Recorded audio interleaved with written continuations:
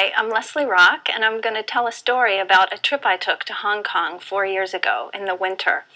My husband and I were supposed to go from Dulles Airport to North Carolina, where we would then fly to Tokyo, Japan, and connect on a flight to Hong Kong.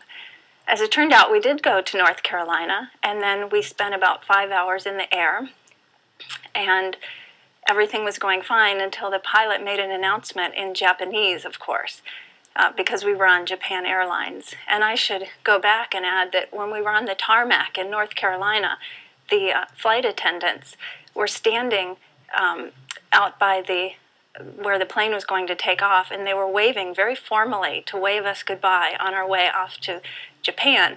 So that was an indication of what was to come. We were about 1 hour outside of Anchorage, Alaska, to the west of Anchorage, and the pilot made an announcement that we would be turning around because of mechanical difficulties, and didn't elaborate on that really at all.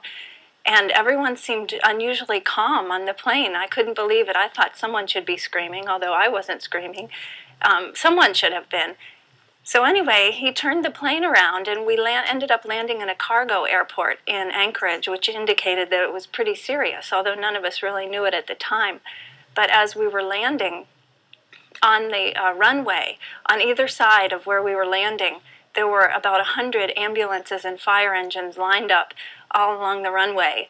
And so then we started to get the feeling that it was pretty serious.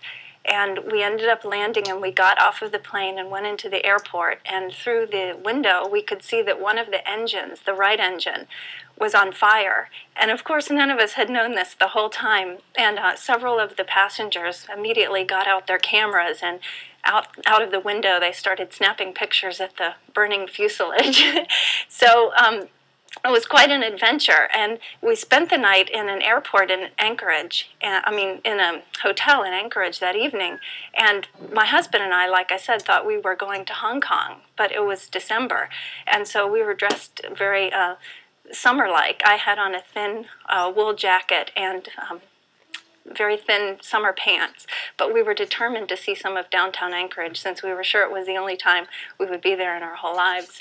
So we did make a little go of the city, and there was only about maybe 3 hours of daylight, even though it was the middle of the day. And it was very gloomy daylight, I should add.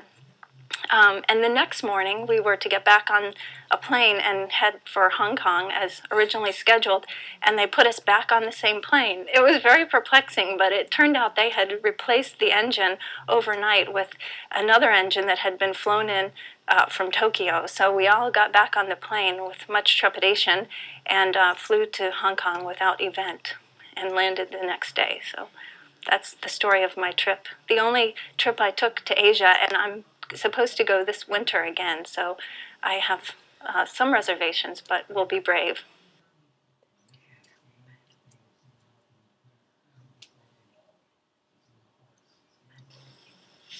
Hello.